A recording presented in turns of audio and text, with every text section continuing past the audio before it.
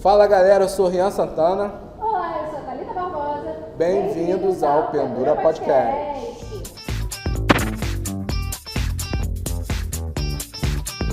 Nossa convidada de hoje é uma colega nossa, profissional do direito, ela que foi candidata a deputada estadual, fez uma belíssima campanha, Dara Santana. Seja bem-vinda, Dara. É isso aí, melhor. Santana. Seria minha parente, Dara? Tô achando que sim, acho que a gente pode investigar isso aí, procurar alguém. Você tem herança? Vamos assim, do seu lado tem. Acho que melhor você não ser minha parente não, só vai assumir dívida. Daqui também tá difícil, então talvez. Mas o que vale é a irmandade. Mas Dara, muito obrigado pela sua presença no Pendura Podcast, sei que seu tempo tá corrido em campanha. Isso mesmo. Né? Mas muito obrigado por estar aqui com a gente, ter topado conversar com a gente.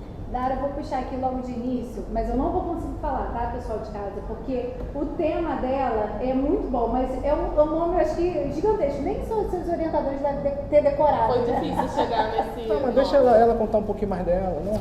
Ah, tá, porque eu já ia entrar nisso e depois a gente já... Então tá, mas fica à vontade pra também se apresentar. Porque assim, ela já é muito famosa, mas né, nem todo mundo... Na verdade, eu tô me apresentando pra vocês, tá? Porque ela é muito famosa. Então, eu sou o Rian, a nossa E aí convidada é a você Dara. sempre fala então também do seu tema, que é muito bacana para o pessoal de casa também acompanhar. Então, sou Dara Santana, sou do Movimento Negro, militante do Movimento Negro Unificado, do Coletivo de Juventude Negra Enegrecer, do qual eu sou coordenadora nacional.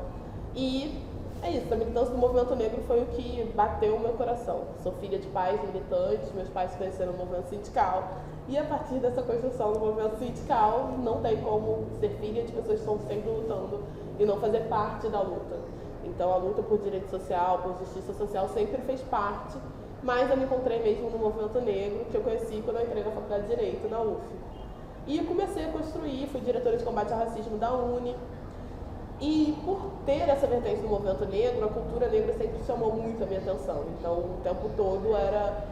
O que é isso? O que é isso que foi negado pra gente? O que é essa história que a gente não conhece? E que parte da minha família, né, daqui com meu parente, da nossa família, foi apagada, porque foi construída a nossa sociedade brasileira com os corpos negros. Foram os corpos negros que tiveram grande parte do trabalho, seja para desenvolvimento econômico, seja para engenharia, arquitetura. Então isso despertou muito.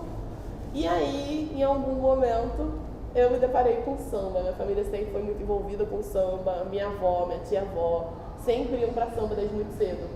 A minha avó até brinca que uma vez ela estava reclamando com meu primo, que meu primo só queria saber de farra, não queria saber de estudar. Aí ele falou pra ela, olha, desde cedo a senhora me levou pra samba. A senhora me fazia prender no cós da sua calça, ia pro samba e eu acompanhava a senhora. Então, É isso. É isso. E ao mesmo tempo a gente olha para as escolas de samba, olha para a importância que essas organizações têm para a comunidade do seu entorno, que elas mobilizam, e eu comecei a me questionar. Isso aí não é um espaço só de vou ali sambar. Tem uma cultura envolvida, tem uma economia envolvida, tem a construção de um sentimento de comunidade que é fundamental quando a gente está falando de luta e organização social, mobilização social. E aí o diálogo com a pobreza, porque a pobreza é criminalizada, a gente passa por um processo que as nossas periferias sofrem o tempo todo com operações policiais, com marginalização, com ausência de política pública de vida, o que entra lá é política pública de morte. E o samba, muitas vezes na escola de samba tem pré-vestibular, na escola de samba as pessoas conseguem emprego, na escola de samba as pessoas conseguem se divertir. Então o samba se torna um espaço em que as pessoas se sentem pessoas, se sentem cidadãs. Ali cria-se, né, a figura do Estado, ali, porque o Estado é ausente, na verdade, ali o samba está fazendo com que apareça, né, esses braços que deveria o Estado prover, né, e não está provendo. Exatamente, eu fui aluna de um pré-vestibular popular, do Centro Cultural Paulo do Portela, e é um pré-vestibular que tem esse diálogo muito forte com a Portela. Ele é ali Oswaldo Cruz, a Associação de Moradores está vinculada, diversas igrejas, centros, é uma associação ecumênica com muita gente, e que tem esse pré-vestibular que existe há anos, onde eu fui aluna e diversos meus irmãos também foram, diversos amigos foram, e tem impacto social, tem relação com o samba, e foi nisso que eu mergulhei quando eu terminei a faculdade. O Emicida tem uma letra que é viver e partir, voltar e repartir. Eu acho que esse é o lugar quando eu olho para o meu TCC.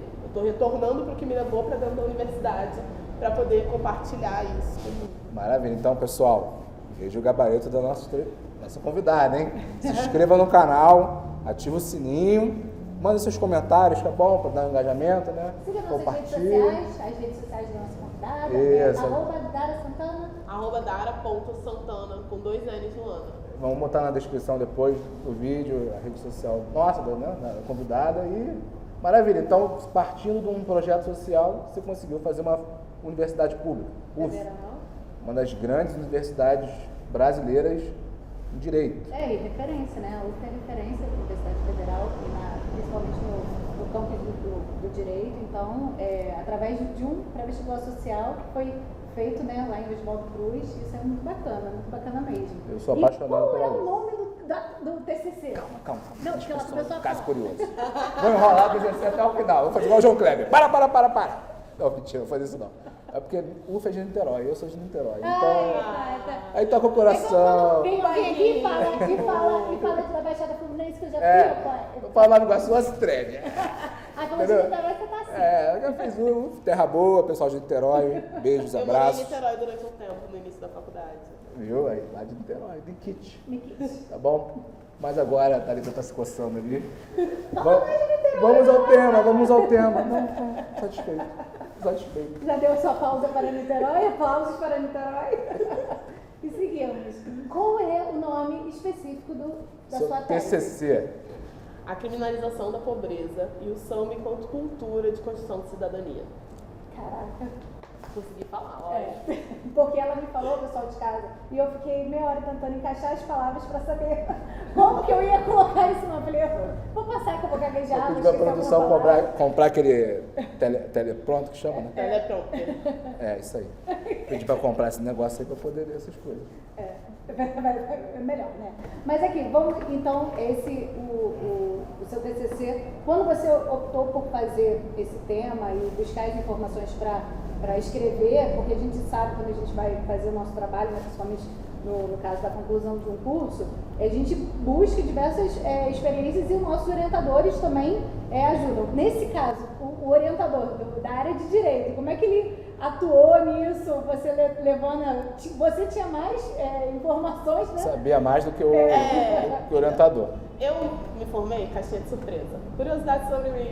Eu me formei no ensino médio na Politécnica de Saúde Joaquim Venâncio. E lá a gente tem que escrever um TCC para conseguir se formar. E eu já debati esse tema. O tema era outro, né? O título era outro, era o discurso criminalizante, o samba enquanto forma de resistência.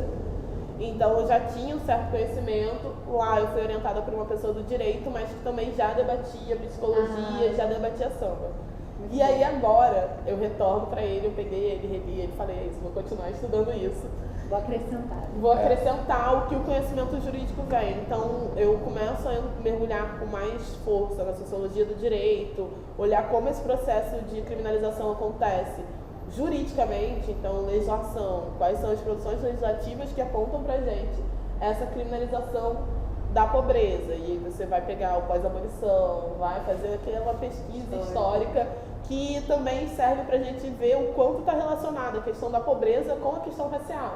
Não tem no Brasil como a gente deslocar essas duas temáticas e falar, olha, aqui a gente está falando de classe, aqui a gente está falando de raça. Não, a classe tem cor, assim como hoje o Brasil retorna para o mapa da fome, a gente sabe que tem cor e gênero. Essas pessoas que estão retornando para o mapa da fome, que estão retornando para a situação de miséria. Então, faço essa pesquisa histórica, esse resgate histórico, falo do período da abolição, falo também do processo de formação das escolas de samba, que muita gente não conhece e dá para vincular a formação das escolas de samba com o Estado brasileiro. Porque as escolas de samba elas se formam durante o período de Getúlio Vargas.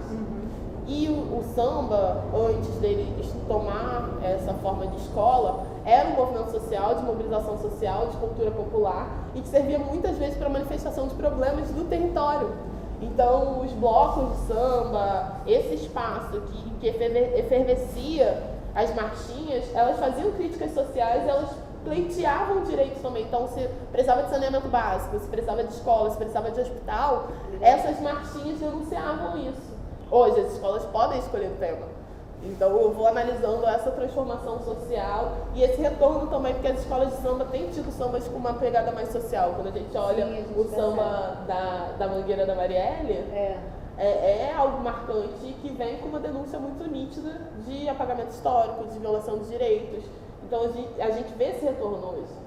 E é por isso que eu achei importante retornar para esse tema. E o bom, nesse caso, principalmente dos sambas, às vezes atinge algumas classes da sociedade que ou fecham os olhos ou os ouvidos, né, para o que está acontecendo. E quando você vem numa escola de samba e vem a letra, né, que principalmente, né, nas emissoras passa a letra, né, conforme... Aí a pessoa vai entendendo, né, opa, peraí, então não é bem assim, enfim.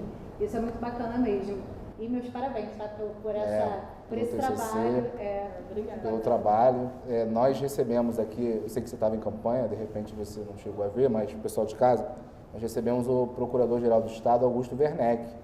E ele fez todo esse histórico, né, desde a Lei Áurea, então ele veio falando tudo da dívida histórica. Então, pessoal, confere aí embaixo, entrevista do PGE, Procurador-Geral do Estado, Augusto Werneck. Ele foi um dos criadores da lei de cotas aqui nas universidades da UERJ.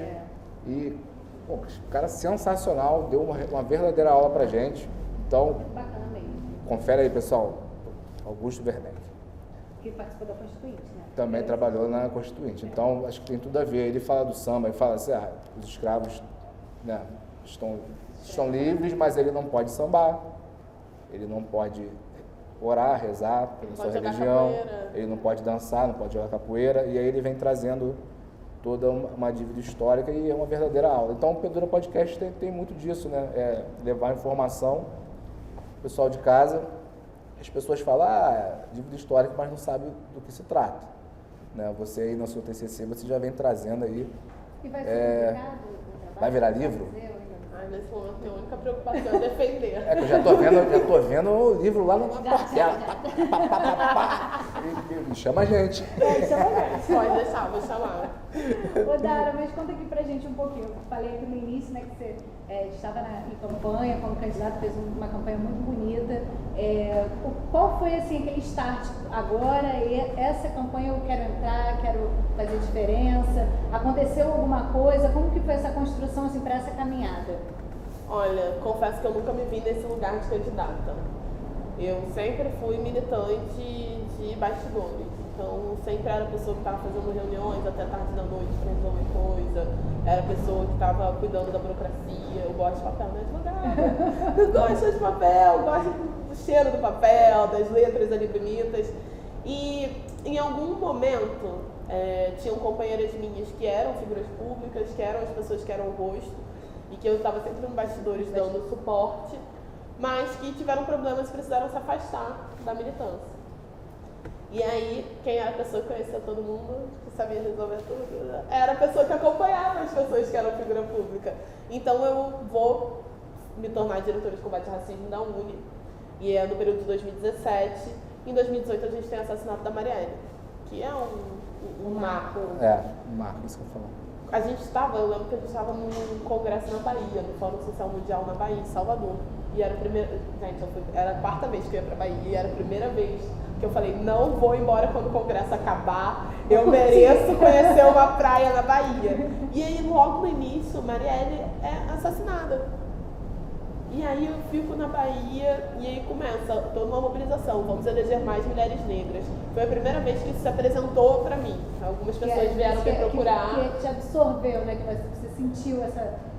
algumas pessoas vieram me procurar e falaram, olha, eu acho que você tem que sair candidata. Você tem que sair candidata. E eu falei, vocês estão malucos, pelo amor de Deus. Eu ando de chinelo, entendeu? Shortinho, gosto, sou bem suburbana mesmo. Sou uma pessoa que não quero, não preciso, não vou passar por isso. Outra coisa é o medo também, porque a gente ficou com medo. Toda uma militância do movimento negro, eu lembro que no dia seguinte do assassinato de Marielle, eu comecei a receber mensagens de pessoas dizendo, cuidado quando você estiver na rua, você não vai sair, você vai continuar na UNE, você vai se manter. As pessoas, eu entendo que era a preocupação das pessoas, mas ao mesmo tempo aumentava o medo. Se você já está com um pouco de medo, as pessoas começam a te mandar mensagem. E aí eu falei, não tem condições, não sou candidata, preciso cuidar da minha vida, preciso terminar a gestão da UNE. não me sentia madura o suficiente para estar nesse lugar. E 2019, né, a gente tem início aí do governo Bolsonaro, eu faço um encontro de negros e negras da Uni, o 6º encontro de negros e negras da Uni. Primeira vez que ele sai de Salvador, eu trago para o Rio de Janeiro, Niterói, na verdade. Uma terra boa. Niterói é vanguarda. Levei para Niterói e uma semana depois, na Uni, o Bolsonaro contingencia a verba das universidades. E começa o movimento Tsunami da Educação, ali em abril de 2019. E aí não tem como, eu tinha acabado de fazer um encontro, eu tinha acabado de articular com diversas organizações, diversos partidos, o encontro em si. Precisava daquele, de fato, aquele... Eu tava lá. Então, mas só esses encontros que você já fazia, esses fóruns, também com a pandemia, né, tudo foi... Virtual. Deu uma pausa e depois vocês foram se adaptando. A partir de junho, julho, a gente março começou... que começou mais ou menos, né? E aí... Junho e julho foi que a gente decidiu fazer virtual, que a gente falou, cara, tá todo mundo em casa, todo mundo surtando, então vamos... A gente precisa seguir. E aí a gente consegue fazer uma escola nacional de formação que conta com nomes como Vilma Reis, Nilma Lino Gomes, debatendo educação, debatendo ocupação de espaço, representatividade, debatendo economia, mundo do trabalho, tudo com recorte racial. E aí, quando passa a eleição de 2020, a gente se olha e a gente teve, o Enegrecer é um coletivo nacional, então a gente teve candidaturas de companheiras em 2020 em outros estados. E candidaturas que vão muito bem. Então, uma jovem de 20 anos que se elege a vereadora em Caxias do Sul. A gente tem Moara Saboia, que vai ser líder de bancada de governo em Contagem. A gente tem Dandara Tonantzin, que se torna a pessoa mais votada para vereança em Uberlândia. Brisa, a vereadora mais nova da Câmara de Natal. E para o Rio de Janeiro, todo mundo olha e fala, Dara, chega. Tá com você. O PT em 2018 elegeu uma deputada federal, Benedita da Silva, e elegeu 3 deputados estaduais. Hoje, o PT elegeu 7 estaduais e 5 federais. Nossa, então, uma diferença de muito. Eu falei, eu lembro que eu... Mas eu acredito também que 2018 tinha algo muito presente, que reduziu também pós esse governo Bolsonaro, que era o antipetismo. Existia um sentimento de antipetismo muito mais forte. Não vou dizer que hoje não existe. Ainda existe. Mas, ao mesmo tempo, como um todo, a esquerda conseguiu entender que não é um partido que está morrendo e que vamos aqui dividir as partes. É um partido que ressurgiu, que teve aumento de filiação. E, por exemplo, em 2018, eu não vejo segurar tanto como problema, porque eu vejo o Haddad, eu gosto muito do Haddad, as políticas do Haddad são incríveis, mas ele não chega perto do líder popular que o Lula é. Não consegue. Então, ele não conseguiu, por exemplo, engatar tanto no Nordeste, o que tem de votação do Lula e o que tem do Haddad. Então, o Haddad é um quadro que, inclusive, estão aí na E deixa eu perguntar, Dara, você enxerga hoje um potencial da esquerda, que eu digo, da esquerda em geral, não necessariamente do PT, que seja essa liderança popular, em caso do Lula, em razão de idade, que não quiser tentar novamente, ou se for vier uma reeleição... Igual o Lula. Não, é porque às vezes a gente fica falando sobre isso, né? Mas a gente precisa renovar, oxigenar, e a gente fica se pensando, quem seria, né? Alguém do nível Lula é algo difícil, até porque o Lula, o que é hoje, não era o que era em 89, na primeira eleição que ele disputou. Mas eu vejo grandes lideranças se forjando e surgindo nesse lugar de renovação mesmo, porque não é só o PT que está se renovando, todos os partidos estão se renovando. Quando você olha para os quadros do PDT também, você vê renovação. Quando você olha para o PSB, você vê que teve uma renovação dos quadros que estão ali. Então, como um todo, o PSDB também está passando por isso. A gente tem quadros que estavam há muito tempo dirigindo processos, partidos, política, e tem uma transformação geracional. Outro Lula, não sei se existirá, se teremos, se é possível. Eu vejo o Lula muito num nível de governo popular que eu vejo, por exemplo, Getúlio Vargas, o que foi essa relação, esse sentimento que se consegue criar com relação ao líder de Estado que representa o povo. Minha avó falou para mim, eu não acredito, depois do Lula é difícil um presidente que não conheça a fome assumir. Ele conhece a fome, então ele sabe como lidar. Ele não é do PT, mas tem o que está acompanhando agora bastante, né, o André Janones, que foi deputado federal de Minas. Ele estava até presidenciável, aí ele abriu mão, né, da candidatura para apoiar o Lula e ele agora foi eleito deputado federal. Eu vejo nele assim acho que ele ainda precisa ser trabalhado. O Eduardo Paes é muito popular. A gente tem uma relação com ele, eu, por exemplo, sou aqui da cidade, tem uma relação que é... Samba com ele, né? É sempre no samba. Exatamente. Olha, eu cresci ali em Maria da Graça del Castilho. O bar preferido dele é o quê? Caxambia, que é ali no Caxambi, do lado de Maria da Graça, do lado de casa. Ele é muito carismático, né? Portelense. Então vive em Madureira, você cruza com ele nos espaços, você cruza com ele na rua, e você cruza com ele, na eleição de 2016, que ele concorreu com o Freixo no segundo turno. Não, 2016 foi Crivella. E depois foi Foi na mesma da Marta, não foi? Foi a última eleição, então. Foi da última municipal. Isso. Foi ele, a Marta e o Freixo? Não, foi o Crivella. Não tô lembrado. Eu não vou lembrar agora, eu acho que foi 2016, que foi quando Mariana entrou, mas teve um rapaz que abordou o Eduardo Paes no bar, falou, eu colo adesivo seu se você colar o do Freixo. Ele foi lá, colou e tirou foto, sabe? Então ele consegue ter esse diálogo popular, eu vejo. Ele é o carioca, né? Ele Famoso é carioca. Ele é o cara. Exatamente, porque eu tive no evento que ele estava e ele já tinha declarado a todos, né, que o voto dele era no Lula e o evento era com o Ciro. E aí ele conversa assim, que parece até, né, que ele, caramba, porque estamos aqui com o Ciro, aí você fica, gente, ele vai votar no Ciro, não faz nada. É demais. E é isso, são quadros que eu vejo assim, que tem iniciação, que podem ganhar protagonismo, que irão protagonizar novos períodos, com as suas contradições, com qualquer problema que seja, mas que na política são pessoas que se destacam. Todos são humanos, né? Eu acho que o mais importante é a gente sempre mostrar, né, seres humanos, sujeitos a falhas, a acertos, enfim.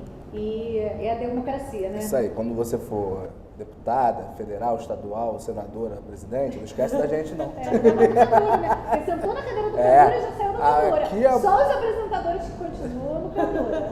Leva junto.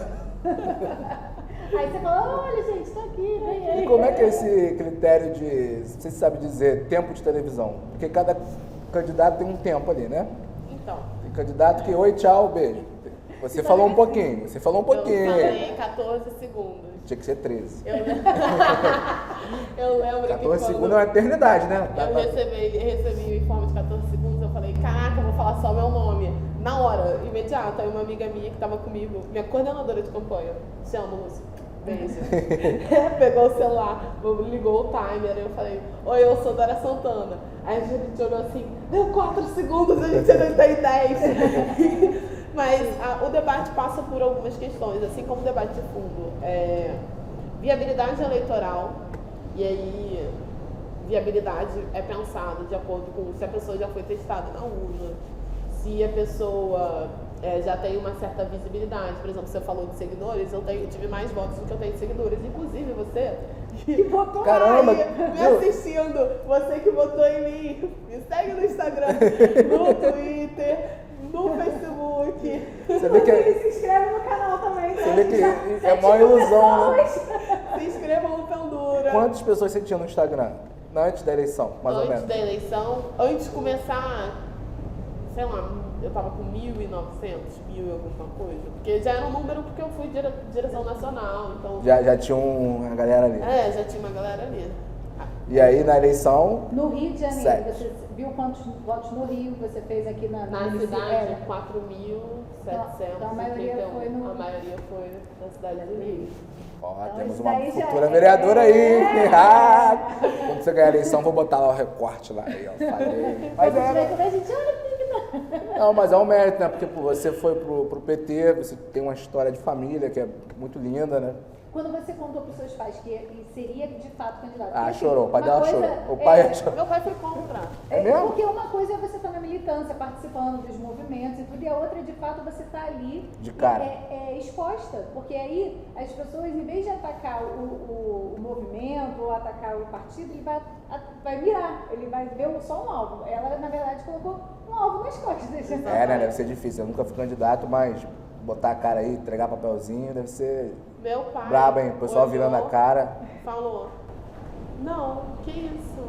Nessa conjuntura, quero você viva, formada, entendeu? Só a B. Eu discordo disso. Então, não, o primeiro trabalho que ela teve então, foi convencer o pai dela a votar nela.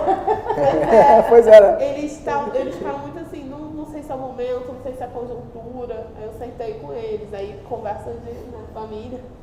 E com família militante, não é só uma conversa, é falar, olha, o mapa é esse, a conjuntura é essa, tenho essas formas de conseguir captação de recurso, tem isso aqui, aí eles falaram, candidatura viável, tá bom. A partir disso começaram a conversar. Mas no primeiro momento, logo que eu falei, os dois ficaram olhando pra minha cara assim. O que essa menina tá arrumando? Mas ele já devia imaginar, assim. Ih, tô vendo um negocinho ali. As pessoas comentam, né? E assim, é isso. Tem amigos do meu pai que são direção do partido, que militam até hoje dentro do partido. Meus pais se afastaram porque eles 4 filhos. É difícil se você administrar a militância. Você é o que? A mais velha? Eu sou a mais velha, de Mais fato. velha. A mais nova, a caçulinha, vai fazer 18 anos agora em novembro. E a gente está sem pressão nenhuma para ela ir para a UF. Nenhuma. Mas ela já fez a filiação? Não, ainda não filhou. Ela tirou o título agora para votar em mim. Gente, ó, então essa família tá muito devagar. Porque com você, com Pois 16 já fizeram. eu falo isso. Sua irmã é Nutella, então, né? Não tem Não é raiz. raiz. Tem 14 anos de diferença pra ela. Eu peguei ali, Já. papai e mamãe como?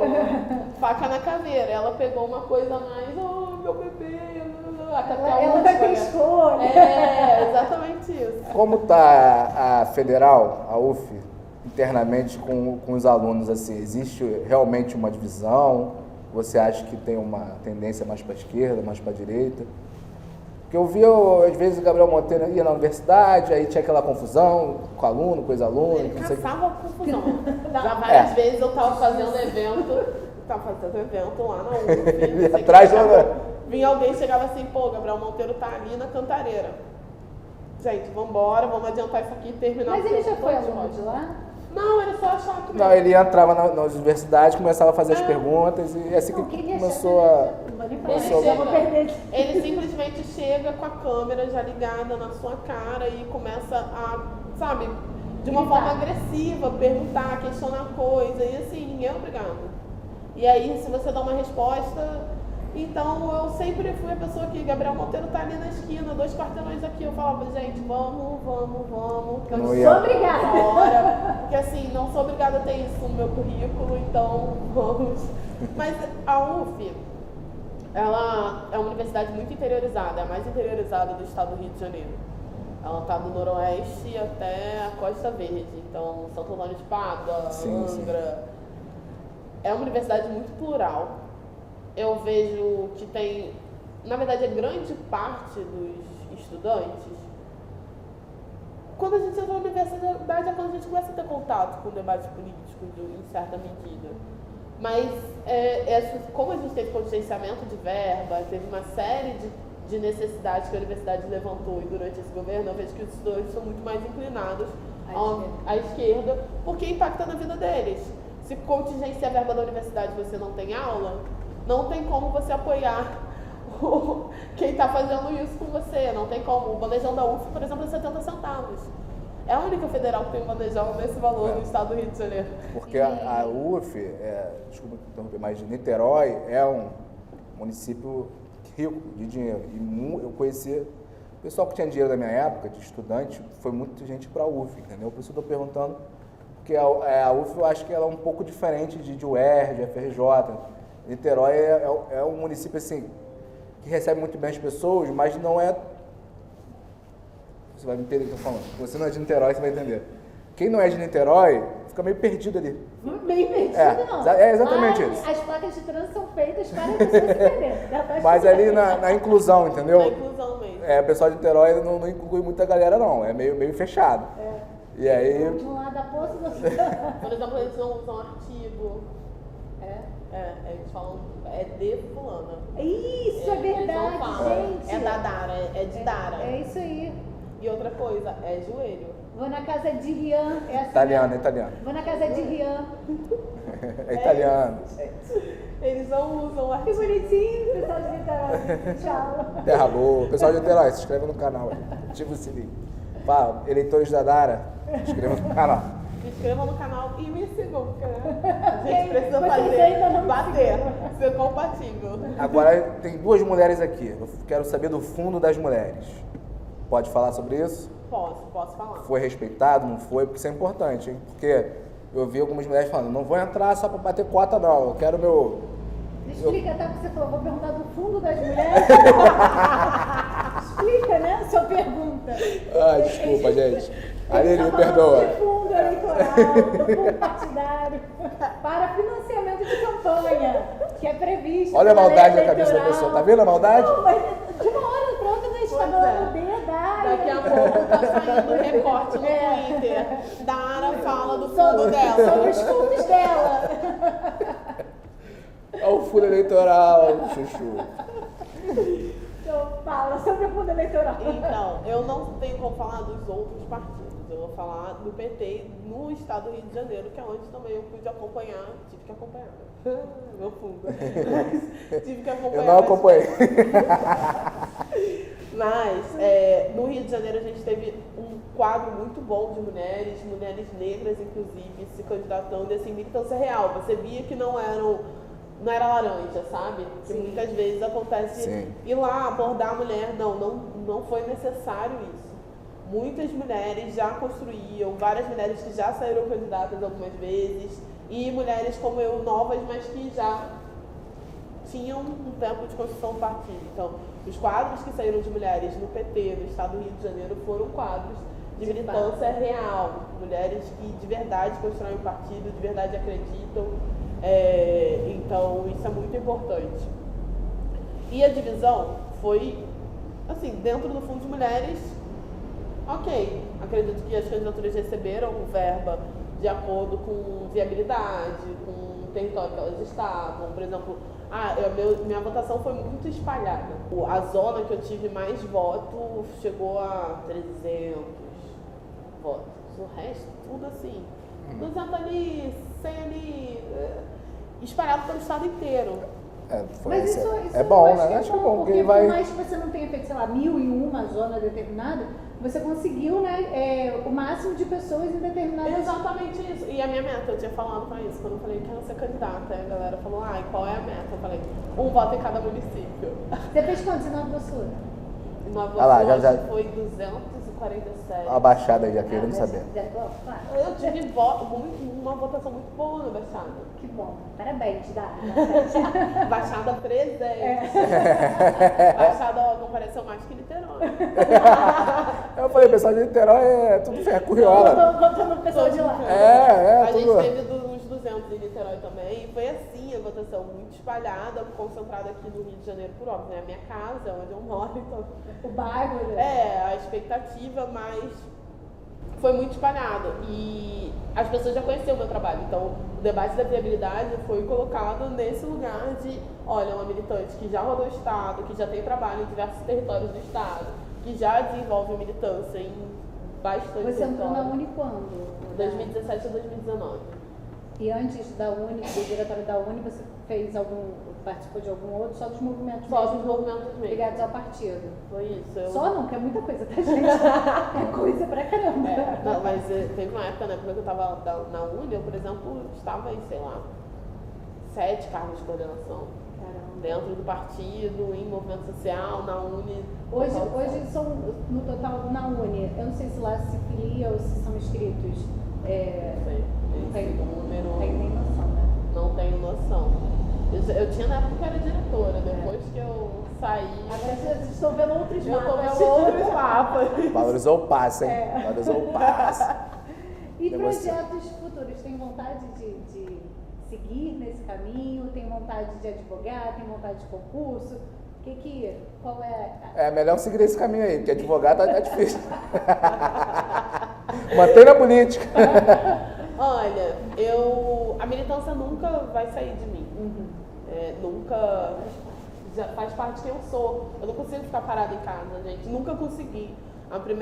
Eu tava com 16 anos, eu já tava catequista na igreja, em grupo de pesquisa sobre racismo ambiental, cantando no coral. Então, assim, isso já faz parte de você. Isso faz parte de mim. Eu não sou uma pessoa que fica parada, eu sou uma pessoa que sempre está em movimento, sempre está chamando gente para se movimentar junto, porque eu gosto de fazer as coisas junto, família grande, é isso, sozinha não dá. Então, a minha ideia é continuar nesse movimento. Você falou do slogan da minha campanha, Por Mais de Nós. Não é só um slogan, é um movimento que a gente constrói, e a nossa expectativa é realmente ampliar a nossa presença, criar relação com diversas candidaturas que já eram pessoas conhecidas que a gente se encontra, mas que se tornaram pessoas que eu admiro, pessoas que eu quero compartilhar a construção de vida, pessoas que eu não quero que o trabalho com elas se encerre aqui, ou que o fato da gente, sei lá, em uma próxima eleição concorrer ser uma questão, não é uma questão, que é o que eu falo sempre. Existe uma subrepresentação de negros, de mulheres, da classe trabalhadora, da população indígena, existe uma subrepresentação. Então a minha disputa nunca vai ser com essas pessoas nesse lugar. A gente, só te cortando, Dália, desculpa, mas a gente participou de uma entrevista com o Bruno Cândido, que a gente está até esperando você, hein, Bruno Cândido, para vir aqui no Pendura Podcast. E aí, numa roda de conversa, foi numa rádio, né? Na rádio, perguntaram para ele nessa Lula e Bolsonaro em quem ele votaria. E aí a primeira coisa que ele falou, a gente até estava na questão de direita e esquerda, pensando, a primeira coisa que ele falou, olha, eu não vejo a minha representatividade em nenhum dos dois. E aí ele trazendo isso, né, que o que eu quero mesmo é ver uma representação minha ali, para eu enxergar e falar, olha, é isso que eu quero, olha, ele está certo nisso ou errado nisso, mas ter essa presença ali. Então, quando você fala por mais de nós, eu acho que junta tudo isso. Nós trouxemos também a delegada Marta Rocha, que ela falou quando ela, como mulher, foi na Polícia Civil e tudo. Então, assim, a gente precisa de verdade ter mais de nós, mulheres também, na política, para a gente perceber a diferença, porque precisou, às vezes, da Marta Rocha lá na Polícia Civil para criar um banheiro feminino, e hoje elas terem muitas outras dela lá dentro, e por muito mais também na política, né? Que aí assim a gente percebe de fato a igualdade no tratamento, nas leis. Exatamente. E aí, o que coloca para mim é, vou concorrer de novo? Não sei, estou à disposição. Estou à disposição do partido, mas para além de estar à disposição do partido, eu estou à disposição dos 6.967 votos que eu tive, estou à disposição dos coletivos e dos movimentos que eu sempre construí. Porque neste momento... Só que agora o passo está mais caro, né? 7 mil votos, o passo está mais caro. Está valendo mais. Neste momento, a opção que vai ter mais recurso para a próxima. Vai ter mais fundo. É isso. Lindinho para a próxima. Mas assim, é um comentário. A política tem muita hipocrisia, tem traição, safadeza, tem tudo. Mas a política trouxe muitas pessoas boas, né? A gente, nessa corrida eleitoral, nós conhecemos tanta gente legal, né? E você foi uma delas. De coração, não estou falando que está gravando aqui, não. A gente conheceu muita gente boa mesmo. Pô, que a gente não conhecia ou era de outro partido, né? Já falei que eu não sou do PT. Mas a gente conversa normal aqui, né? Porque não sou do PT, que a gente vai se agredir, que a gente vai brigar, que eu vou te xingar. Tem um que mata o outro porque vota em outro, e isso não pode ter. Acho que esses últimos programas que a gente tem feito, a gente sempre fala disso, né? Que tá num fanatismo, né? Tanto que a gente sempre fala, gente, a gente está na democracia, ok, você tem o seu, ok, eu tenho o meu, não vamos, né? Fazer você trocar, eu quero comer morango e você quer comer o kiwi, ok, vamos lá. Tá tudo bem você querer comer o kiwi, eu querer comer morango, inclusive, porque se todo mundo quiser comer morango, fica estreito. Precisa cada um, entendeu? Precisa de uma galera ser vegana, outra galera querer comer carne. É isso também, gente, tem essa briga também, né? Você pode comer carne, você não pode comer carne. Então, pra mim, é assim, estar à disposição para a construção. A minha luta não se encerrou no dia 2 de outubro, nem vai se encerrar no dia 30 de outubro. Independente do resultado, óbvio que eu estou torcendo aí e lutando todos os dias, acordando, fazendo agenda para que o Lula ganhe, mas assim, não se encerra com a vitória. Até porque tem o dia seguinte, né? Eu sempre digo, todo mundo, porque no dia 2 de outubro, gente, vamos lembrar que tem o dia 3 de outubro. E agora tem a necessidade de que é um mandato que vai se construir com muita gente que, assim, se não fosse o outro ponto Bolsonaro e a gente estivesse debatendo, por exemplo, a defesa da democracia, muita gente não estaria no mesmo lado de construção. Então, para coesionar tudo isso e para fazer com que tudo isso se transforme em política pública real, para a transformação da vida das pessoas, a gente vai precisar continuar na rua. A gente vai precisar continuar fazendo pressão. Eu vi o Gabeira na Globo News falando, achei sensacional, porque analistas falam que, assim, virou time, né? Lula e Bolsonaro. O bolsonarista não vai votar no Lula e quem gosta do Lula não vai votar no Bolsonaro. Aí o Gabeira falou, eu sempre fiz campanha em Ipanema do lado do Bolsonaro. O eleitor do Bolsonaro não pegava meu papel e o meu eleitor não pegava o papel dele. E a gente sempre viveu bem, entendeu? E aí, Gabeira, um abraço aí, você tirou onda. Cara, achei sensacional, entendeu? É isso, sobre isso.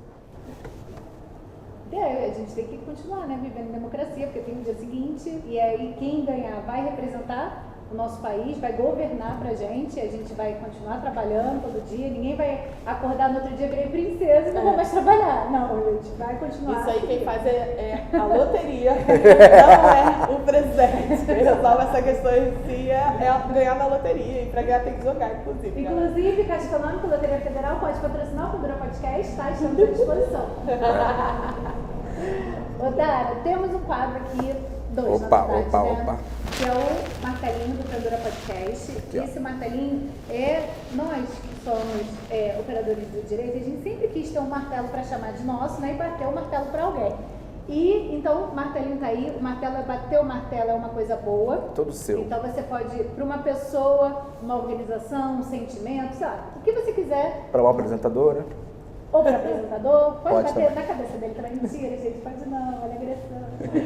Bater o martelo é uma coisa boa. E depois, o pendurar. O pendurar, no caso, é uma coisa ruim, mas, gente, não é para pendurar o programa, tá? Continue assistindo a gente, se inscreva no canal, ative o sininho, siga as redes sociais. Então, o pendurar é uma coisa ruim e o bater, uma coisa boa. Coisa, pessoa, ó. Tá bom. Eu vou só puxar para cá, porque senão eu acho que o ouvido das pessoas, né? Pode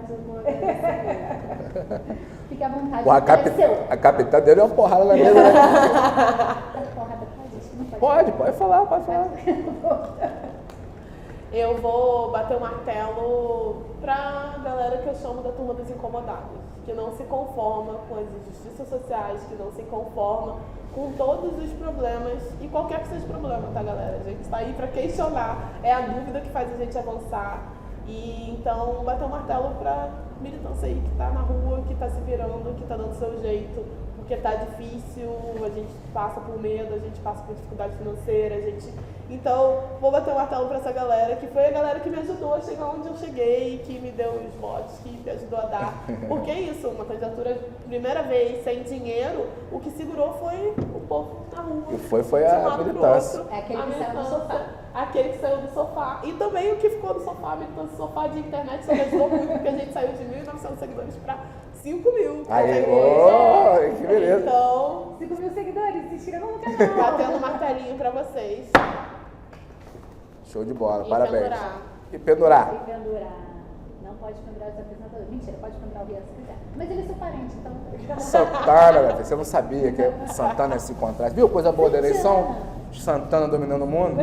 Fazer encontro de família. Pô. Aí vai ver que você não sente no ar, sei lá. Mas você sabe, eu tenho uma história, antes da sua pendurada, que dizem, né, que minha família é grande pra caramba, né? Minha avó, 500 irmãos. Que da galera lá, da antiga, 100 anos atrás, não sei, tem que ver essa história focar. Mas falaram que foi um dos fundadores do Viradouro, de Niterói. Lá do morro, que o Viradouro está no Barreto hoje em dia, mas já era em Santa Rosa. Então tem parente meu no samba da antiga, tá? Isso aí tá Virador. na fofoca, né? Porque você não sabe quem foi, nem quem Avô de tio, de prima. É primo. Eu vou levantar essa informação. Vou levantar quem foi. Alguém bateu Quem foi o sambista aí? Como é que é? Santana. Tambor. Fundou o morro. É parente, é primo. É isso. E o pendura? Vou pendurar o ódio. Decidi que pro próximo período vamos dialogar, vamos conversar, vamos ser capazes de crescer na diversidade, porque é a única forma de crescer. Qualquer outra coisa, galera, se você acha que vai crescer impondo a sua vontade sobre o outro, tá totalmente errado. Não é assim que funciona, nós somos seres humanos, seres políticos, e é no diálogo que a gente cresce. Então vou pendurar o ódio, a intolerância, pendurar quem não sabe conviver com a diferença, tá? Pendurado. Ih, eu bati martelo na pendura. Tá bom, Tá bom. todo mundo fazendo isso. É que o martelinho fica ali da... Fica Fica martelando. E doutor Rian Santana, quer pendurar alguém? Quer bater martelo para alguém Sempre. essa semana? Então fique à vontade. O quadro também é seu. Pode bater o martelo ou pendurar. Eu vou pendurar só, vou bater o martelo, porque a Dara falou tanta coisa bonita que eu não vou querer falar mais da martelada, porque ela já falou tudo que tinha que falar. Mas eu vou pendurar uma situação que está meio estranha. Está esquisito. A gente tem que avaliar melhor aquela decisão do TSE da Jovem Pan. Tem que estudar melhor essa análise, porque é o debate do momento, se foi censurado ou não. Né? Então, preciso explicar ao pessoal de casa e da Jovem Pan, né? Qualquer coisa dá um Google aí, gente. É porque é o Carrefour anunciando no estabelecimento da esquina. Mas para quem não acompanhou, né? Vai que alguém não acompanhou, existe a situação que o Lula pediu o direito de resposta. A Jovem Pan faz campanha para o Bolsonaro mesmo. Faz mesmo, eu vejo Jovem Pan, vejo alguns canais, não todos, alguns que eu gosto. E o TSE falou que não poderia mais falar alguns termos até para o futuro. E aí eu vi o Ives Gandra Martins falando que poderia ser uma censura prévia, né? Então, quando o Ives Gandra Martins fala alguma coisa, a gente tem que... que é um dos maiores juristas do Brasil. E aí, quando eu comecei a estudar essa situação, eu vi que realmente é preocupante. Se é censura ou não é censura, o pessoal de casa pode tirar suas conclusões, mas eu só quero botar um alerta, porque é preocupante uma decisão nesse sentido. Porque a censura pretérita do passado como era, saiu o jornal, olha, essa notícia não pode, e tinha uma receita de bolo ali e todo mundo sabia que era censurado. Mandava o filme antes, tinha uma análise prévia e verificava. É errado, lógico, censura errada. A imprensa brigou muito pela liberdade, né? E nesse momento falaram que não pode alguns termos, enfim, se por acaso o candidato Lula tivesse, como foi, né?